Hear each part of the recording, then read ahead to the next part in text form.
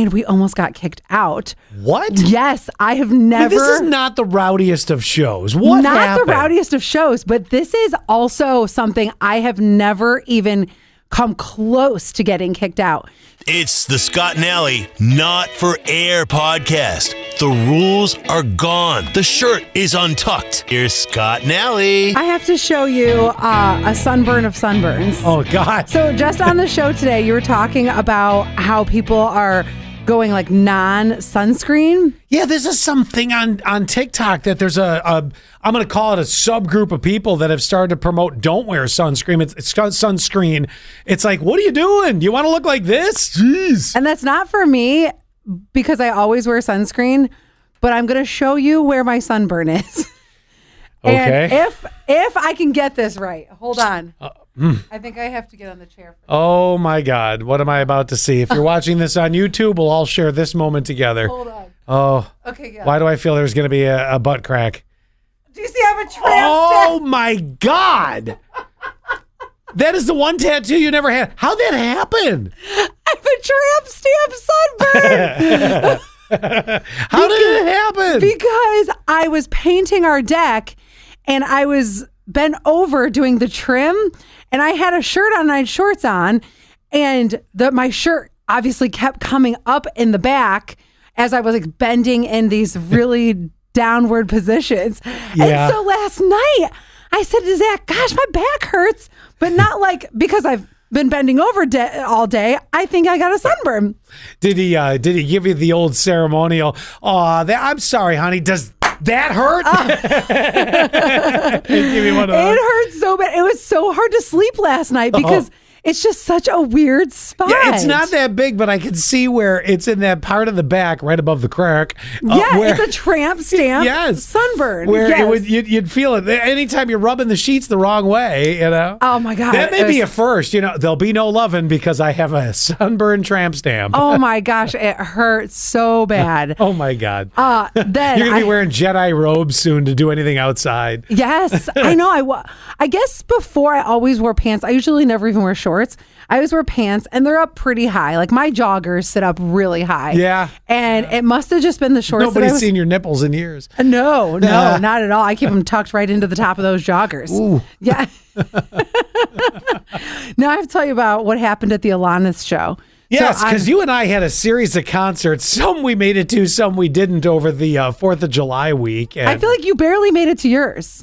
That's true. And That's I very almost true. ended up not seeing the end of mine. Oh. So. Which, of course, is You Ought to Know. Tell me she ended with You Ought to Know. No, she ended with. No, that came in the middle. I'd have left after that. Oh, no. We're big Alanis fans. Like, big Alanis fans. My friend Sonia knows every single word to like every single one of her songs. And she did something really cool that this is the second time I've been to a show that this has happened. Third time. She came down to the middle of the pavilion and performed in the middle. They had like a mini little setup. So she stood in the where they do the controls. Why can I not think of that? The soundboard. And all that. Yeah. Yes. She stood by the soundboard and she sang there for like a good 5 songs, I think. Oh, wow. This happened to me too when I went to see Aerosmith in like 2000. They did something similar. They put a stage in the lawn.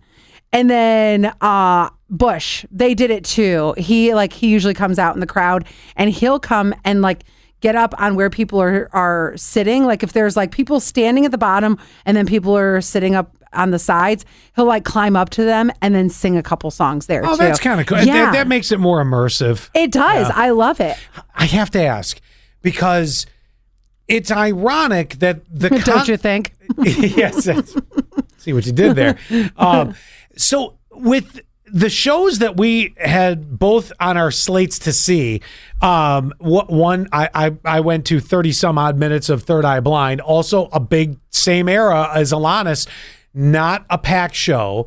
Was going to go to Nelly and Janet Jackson, just, I don't know, last minute lost the vibe on that thing.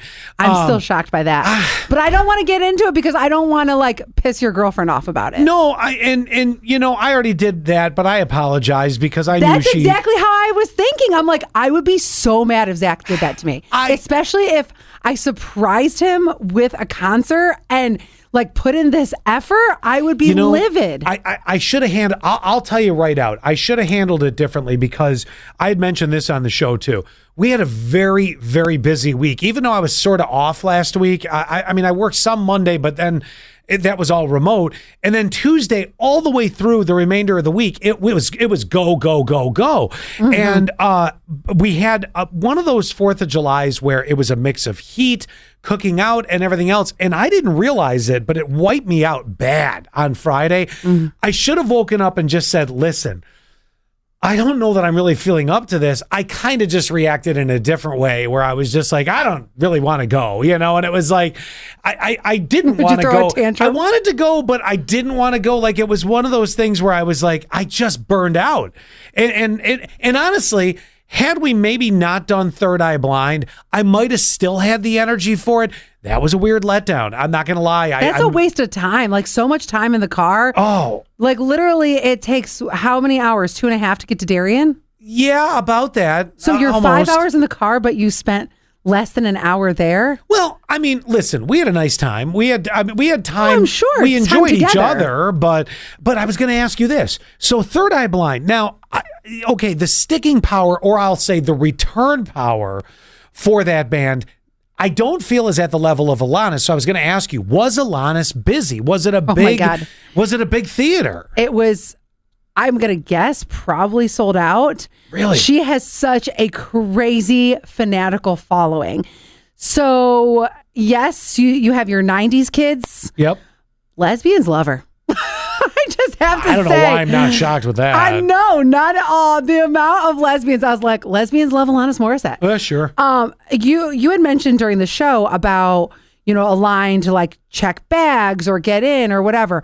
We had a line. Oh, I had nothing. To the point of we had the line, the security line, and it was like gates upon gates upon gates upon gates. Yeah.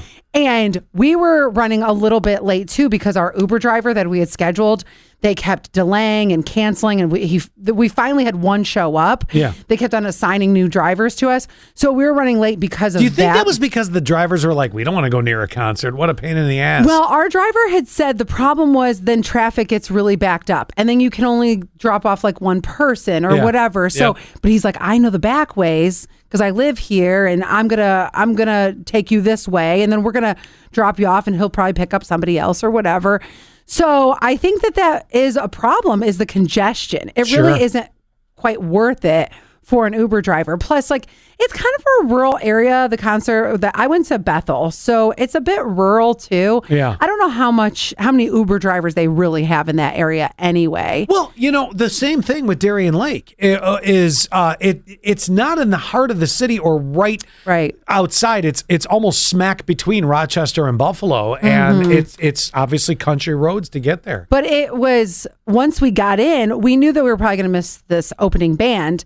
But Joan Jett was the second opener, to the point of all of a sudden we started hearing her.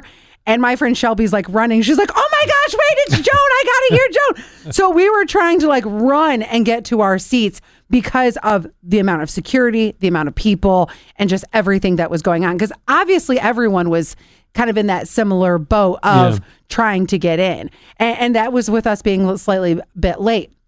But then Alanis came on and we almost got kicked out. What? Yes, I have never. This is not the rowdiest of shows. What not happened? The rowdiest of shows, but this is also something I have never even come close to getting kicked out. So I'm with 5 girls and one of them just has way too much to drink, like way too much to drink. Ooh. And what happens is we're in Pavilion and my one girlfriend, she had all the digital tickets on her phone. So some girls went out, they wanted to go grab some drinks and pee and all that stuff.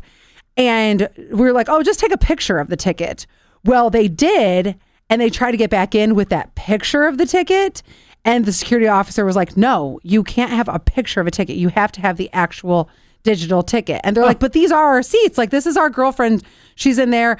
Anyway, our girlfriend who had too much to drink, she had the tickets. She had a picture of the ticket. Oh. My girlfriend who had the actual tickets was in there with me. So okay. It was me, my one girlfriend who had the actual tickets, and then my friend Shelby was with me too. So 3 of us stayed in and 2 went out. And so the one that went out, she was the pretty intoxicated one. And we weren't, because like I just really wanted to enjoy the show. Sure. I wanted to remember everything and it not be like, I just want to remember everything. So anyway, so she tried to get back in, and in the whole I would say altercation with the security guy was because I think from my point of view that I can at least deduce from what happened is that from my point of view is that she had too much to drink and she put her hands on the security officer. Yes. Oh my God. Yes. Like in a wanting to be flirty way, or and I'm not saying like punching him or anything. I'm just saying that like that you don't need to. You don't need to put your hands on the officer. So whatever had happened, which I didn't see, but another friend of ours had saw, like basically was like, hey, she shouldn't have done that. No matter what, whether who was right or wrong, you just don't put your hands on somebody. So then they're like, if you do it again, you guys are getting kicked out. I was like, no way. So then it kind of got where she was just like a little mouthy because she was intoxicated. Sure. And so I walked over to the side and was watching the concert on the side. They were all trying to like figure it out or whatever they were trying to do, or, everybody's trying to explain what's going on. I'm like, I don't give a crap. I literally don't give a crap. You're already in. Yeah. I have paid way too much money. Not only am I in, but I have paid way too much money, because at this point I like walk out too. I'm like, okay, what's going on? Okay, let's all go. Because my one girlfriend who had the ticket, she's like, well, now I have to go out and I have to give them. I am surprised they let you in and out of the venue with the tickets. It's not in and out of the venue. It's in and out of the pavilion. So she couldn't come back in the pavilion without the digital ticket. Yeah. And so my one girlfriend my friend Donna that's standing with me, that she's the one that has the tickets. She's like, I have to go out. I have to go give her the ticket to get her back in and all this. And basically we're all like, okay, we'll all go out so we can all come back in. We'll all just kind of like travel together. Jeez. If somebody needs to go get a drink or go to the bathroom, then we all go out, we come back in or whatever. So at this point, we're outside of the pavilion. And it's like, well, no, this is what happened. And everybody's trying to justify their actions.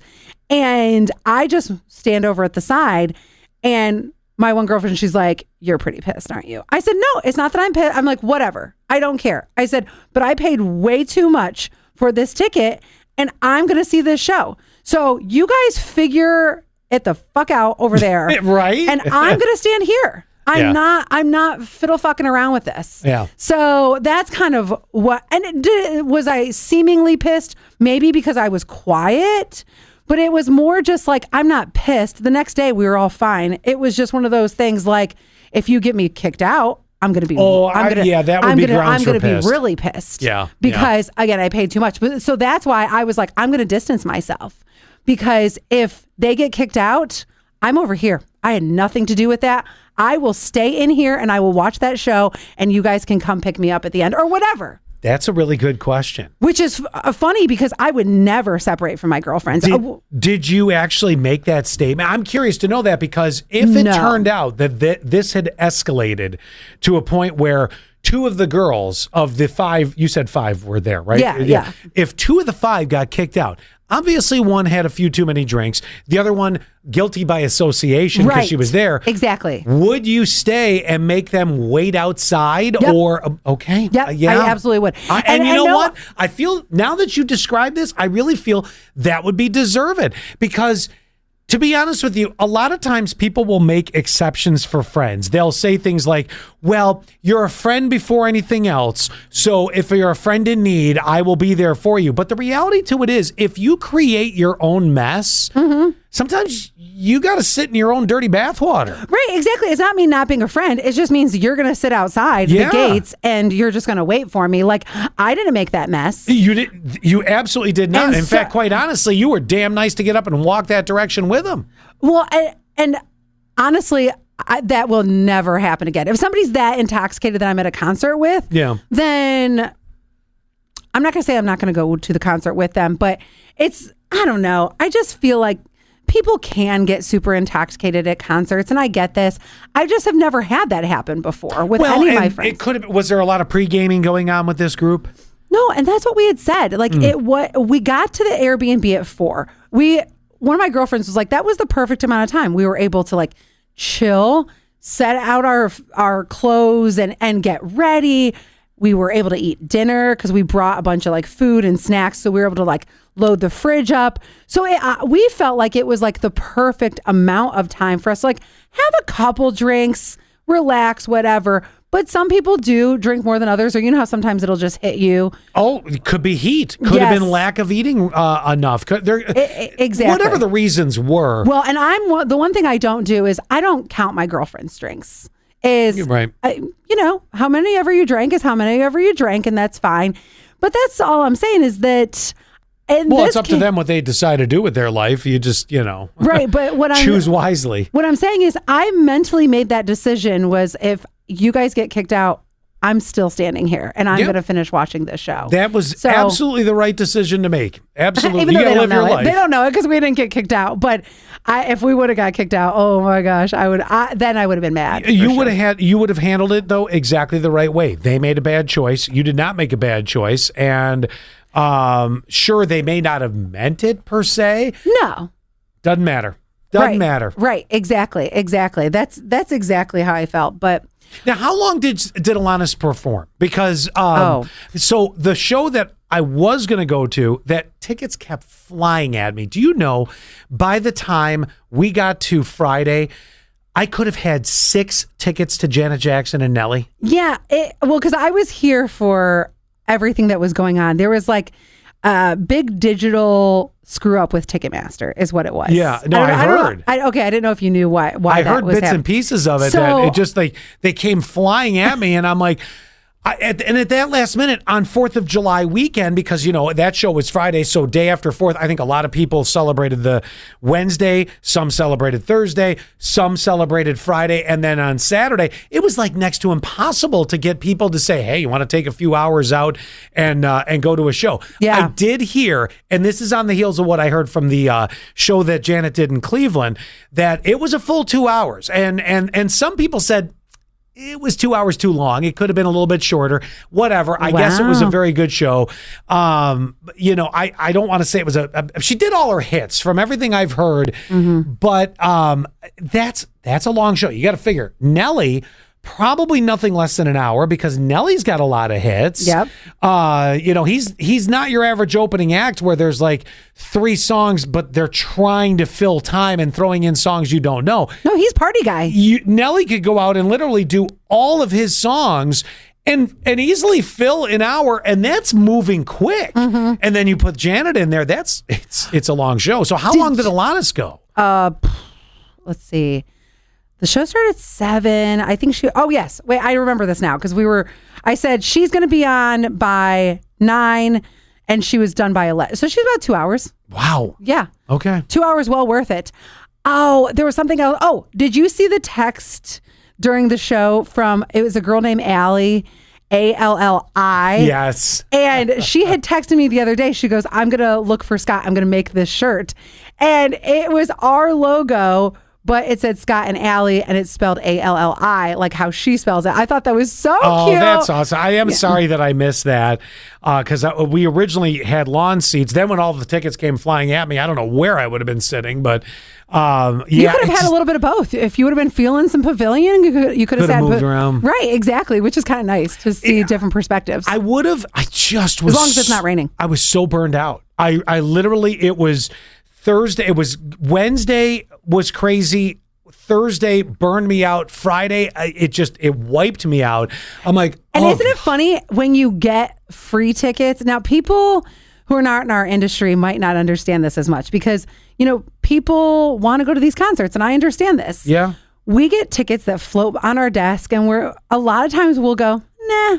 Yeah. Like when they're free and the opportunity is right in front of you, that's actually when you don't take it.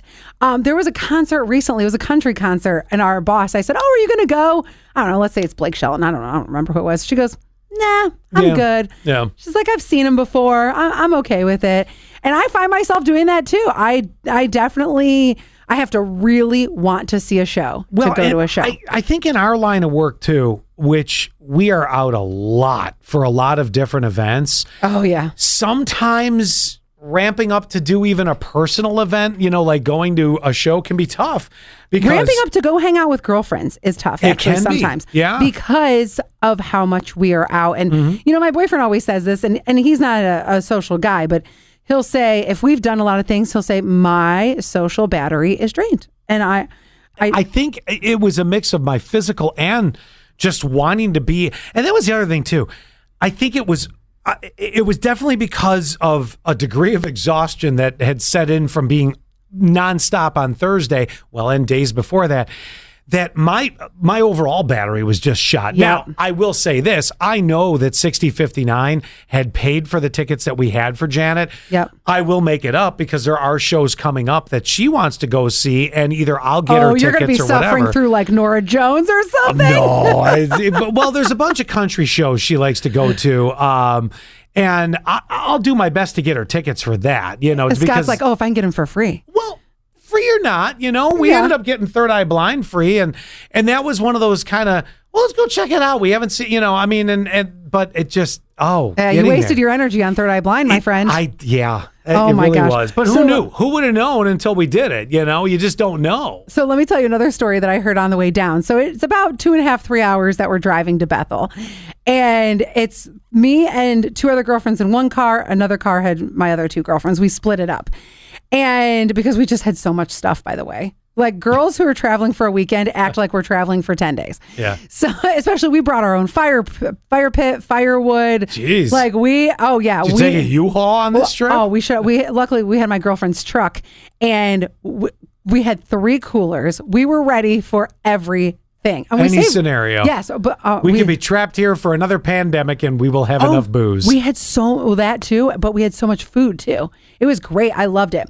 But anyway, so we're traveling down, and one of my girlfriends, she's telling me, I'll tell you, it's my friend Sonia. So she's telling me about how when she first moved into her old house, that when you're trying to get to know your neighbors, and you do like little things like, come over for a drink or whatever you do to get to know new neighbors. I mean, you have new neighbors actually, don't you?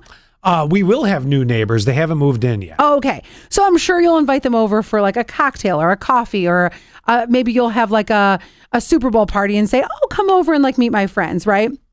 So she was just moved into this house, and her neighbors at the time didn't know them really well. So these neighbors were like, come to this party with us. It's not at their house. They were going to a different party, and come to this party with us. So that's different. It is, but I was like, that's kind of cool, because then, yes, we're going to drive separate, but we're also going to like, I know you, so we're going to hang out. We can meet new people and all this. So they get there, and the one rule was it was BYOB. So Sonia was drinking at the time. She's sober now, but so she was like, I brought my cider, I think is what she was drinking at the time. And James, let's say James brought like a 6-pack of beer or something. So, okay, hey, put your drinks in that cooler over there. So they're at this party and they're talking to people and everything's going great. And then she was like, I don't know, there's just like this weird aura, because I felt like these chairs were like set out in a certain way. So, okay. Then all of a sudden they say, hey, everyone come over here. Everyone sit down.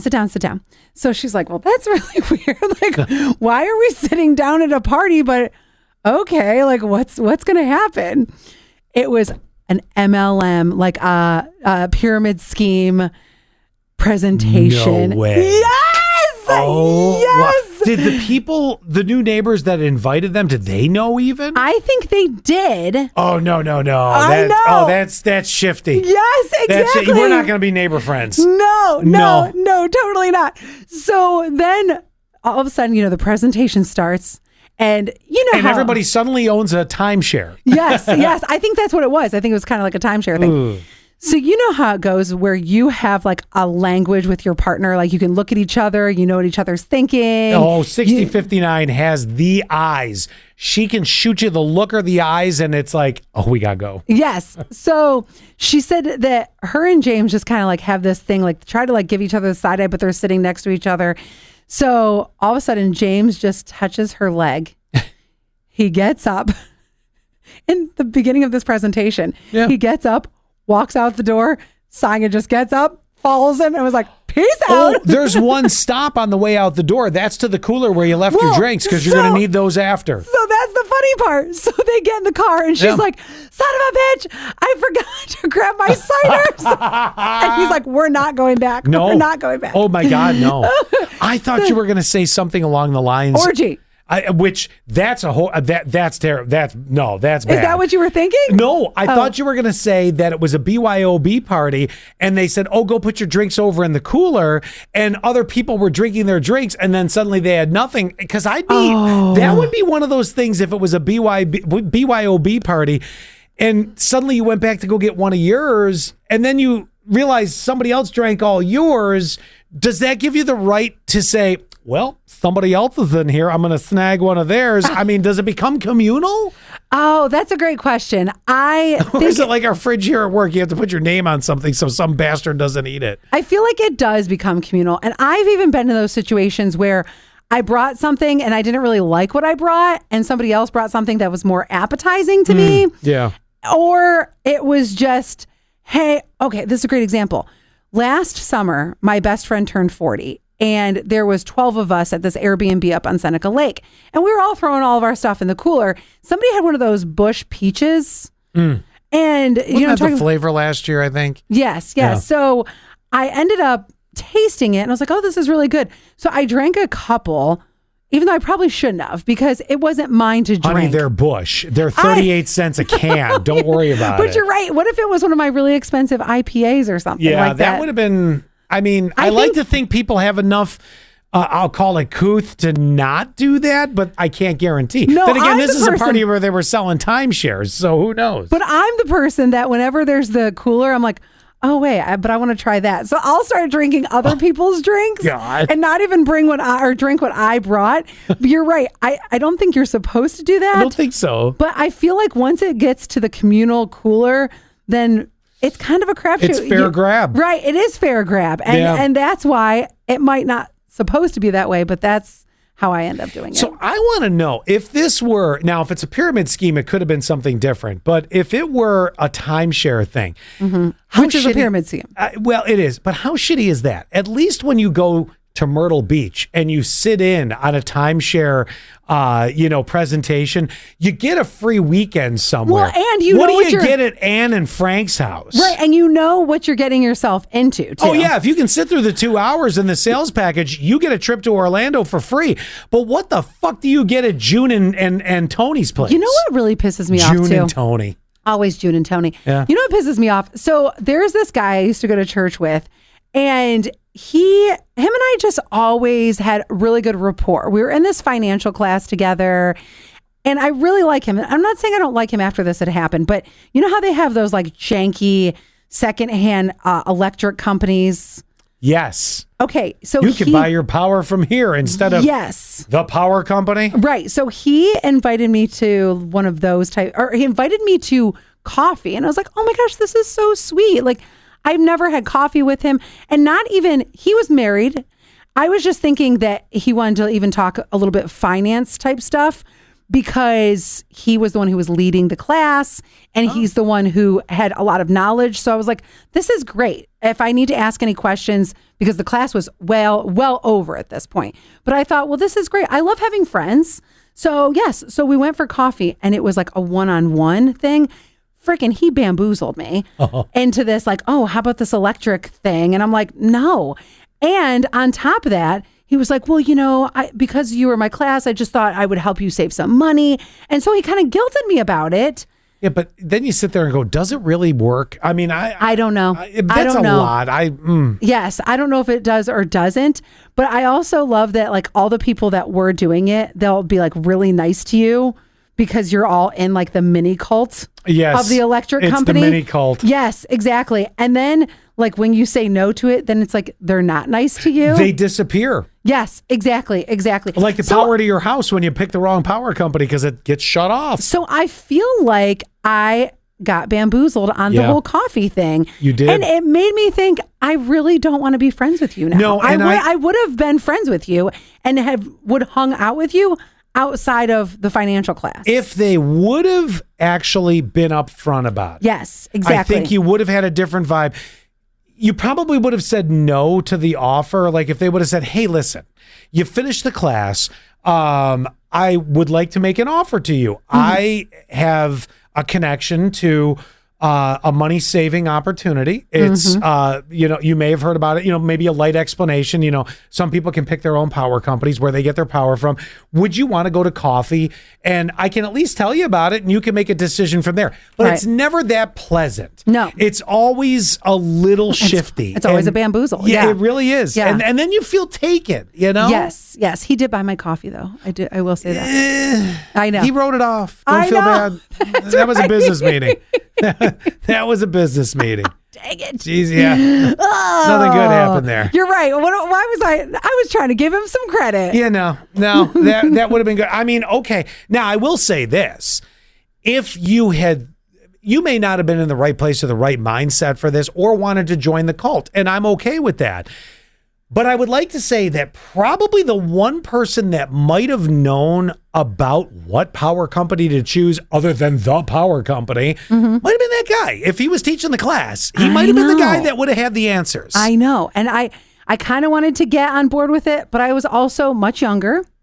And it wasn't the right time or place for you. It was not. And now, I was in today's an apartment. life, if you can reach back out to him and have Zach go have coffee with him, right. Maybe you'll get the code to that thermostat that you've been waiting for since you moved in. That might work because it'll cheapen it out. I can't believe that you're bringing that one back up. Oh, that one's that one gonna will live never die. Actually, by fall, we better have that code or that's coming back to life again. I think that. I know. And here's the thing about the seasons are coming. Here's the thing about Zach. If he is not, if he doesn't have a power grip over one thing, it's another. He just moves on to the next thing. I love it. And it's the thermostat, it's whatever. And he's like, nope, you're not going to do it this way. And I'm like, but I am.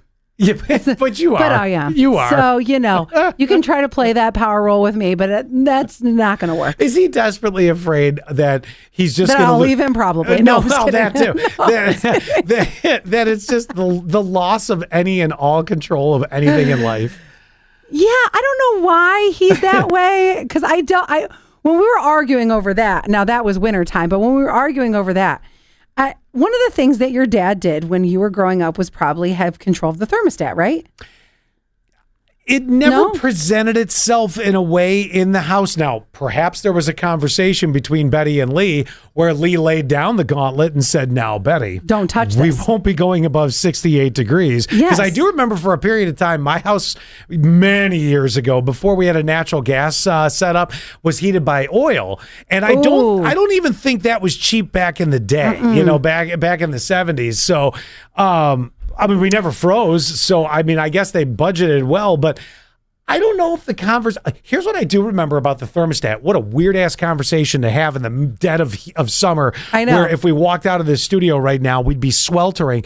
I'm sweltering right now. I remember, and is it still a thing to turn your heat down at night? My parents used to do this. Yes. You would turn your heat down at night, and then, you'd bring it back up during the day. Actually, Zach has ours programmed to do that. So now, do you have baseboard heating? This is a ridiculous question. I can't believe this podcast is like, and this old house. Do I have baseboard heating? Yes. Okay.